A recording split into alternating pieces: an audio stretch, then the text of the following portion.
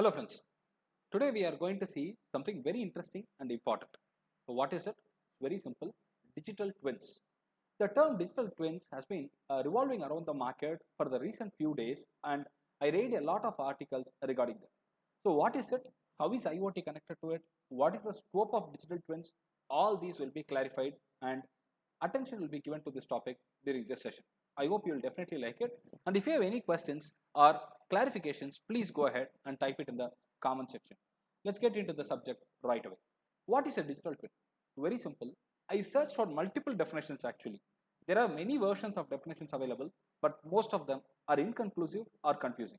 One definition that I liked was very simple. Digital twins are nothing but the virtual replicas of a physical device. That's it. I have a virtual twin, which means it is a virtual replica of another physical device. Be it a router, be it a person, be it a process, be it a component, whatever be it, if I can replicate it virtually, I call it digital twin. The virtual replicas shall be used by all of us to run our simulations before the actual deployment is done. What do you mean by that? I'll go with an example sometime later in the same session, then you can understand this point a bit better.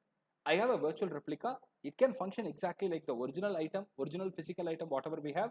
And so we can use this virtual replica to test our data, to run our data, to do all the prognostics, all the diagnostics work so that it will be easy for us to deploy it whenever we go for the final production and deploy. That's what digital twin is all about. Why do we call it twin? It looks exactly like the physical item that we have in hand. It is exact replica, so we call it digital twin. And why do we call it digital? It doesn't exist in real, but it exists in the form of software. So it is called the digital in that aspect. We have got a lot of support, in the sense we've got a lot of prospects for this digital twins in the area of civil engineering, mechanical engineering, industrial engineering, IoT, and AI. So it has got a lot of future scope, and we are going to learn only about this. I repeated, it is a digital replica, and remember it is a replica of physical assets. It can be an asset, it can be a process, it can even replicate people, it can replicate even places. This is very interesting when you study a deeper content about this, and there are a lot of very good articles available, but only thing that I want you to do is go for the right article. Right. There are two aspects that are available. One, which one has to think when you start thinking about digital twin. Aspect one, the connection between the physical component and the corresponding virtual component. I mean, how exactly are we going to connect these two? How exactly are we going to relate these two? How much precisely can we reproduce the virtual component in place where we have a real physical component available? How much accuracy we have? How much real it would be when you replicate it? That's what exactly I mean as connection. Aspect 2, the generation of the real-time data with the sensors. Yes, when I have a physical component, the data generation and the data which is being fed into that original machine will all be through wires or through some protocols that we have. How are we going to do it with our virtual component? That is very important aspect to be thought of. First one, how much accurate can you replicate? Second one, how do you feed the data? These are the two important aspects that we need to understand exactly about the digital twin. Now, the digital twins are used already in buildings, factories, and even people, as I told you. This is a very interesting field, and multiple research works are already happening in this area. A digital twin is a digital representation of a physical object. Gartner, who is a very famous predictor of technologies, says that digital twin is a dynamic software model of a physical thing or a system.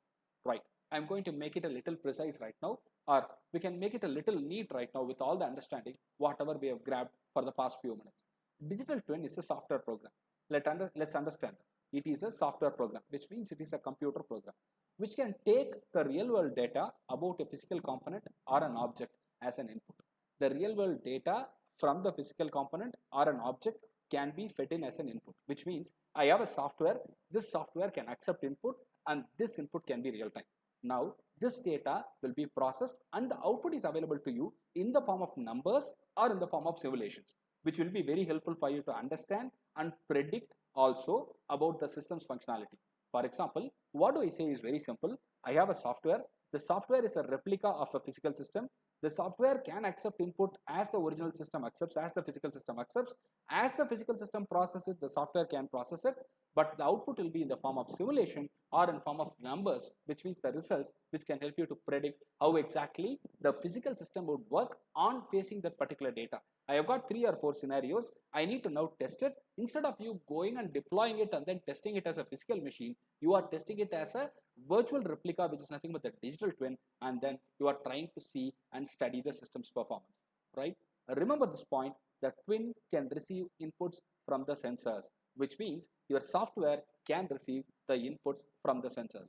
The twin shall definitely simulate the real world stuff, and that's what it is all about. We are getting as much closer as possible to the real world scenario with the digital twin. This shall help us in understanding the performance and the potential threats, challenges. All these can be understood. This is like a pre-testing before you go for implementation. This is a better way to do it because you are replicating the exact model, right? The twins are built normally before the prototyping stage to get a concrete idea and confidence before we go for the real-time implementation. Now, I have gone through a lot of documents, as I told you, and one of the documents which I could read through in Wikipedia was very precise. They say that with the advent of 3D modeling, one could create a digital companion of any physical object. I've got a lot of 3D modeling techniques available right now. Tools are available. For example, Blender, CAD is available. We can replicate exactly the physical model, physical stuff in terms of model through this software. All right.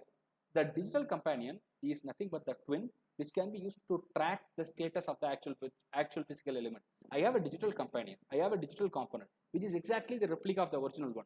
So if I read this, if I study this model, I can as well understand how the original physical component will work. Now, the sensor data is going to be fed into the physical model. It can also be fed into the virtual model, I mean the digital twin that you have created. Now, the digital twin will give you the output, and this is going to be very helpful for us to understand the properties of those physical objects, and most importantly, it can be shape, position, gesture, status, motion, everything that you want. You can test it and understand it. I'm going to give you a simple example. I'm taking a flight right now, right?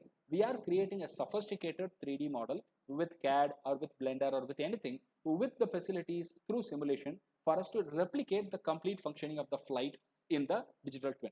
Now, with this, we can troubleshoot, we can detect issues and challenges, we can simulate all possible conditions, and we can test it extensively.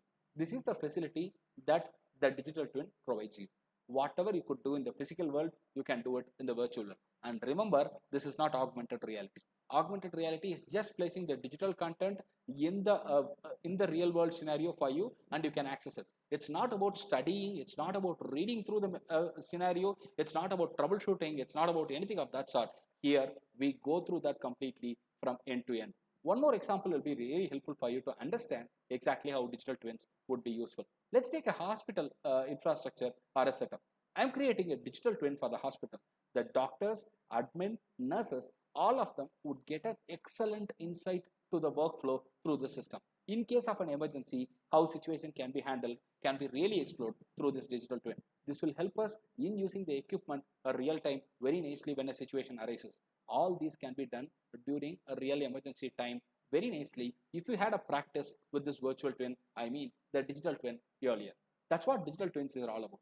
To concisely convey it in one line, it is a replica of a original system, physical system, with which you can handle all sort of inputs, and you will get output in terms of numbers or simulated results with which you can study the system end to end. This is going to be the future, and we hope we'll have a lot of opportunities in terms of employments as well as research problems in this area will come and fall in front of us. Thank you very much. I hope this was a good introductory session for you. In case you have any queries, suggestions, inputs, please go ahead and type it in the comment section. If you like the channel, please subscribe and refer it to your friends. Thank you.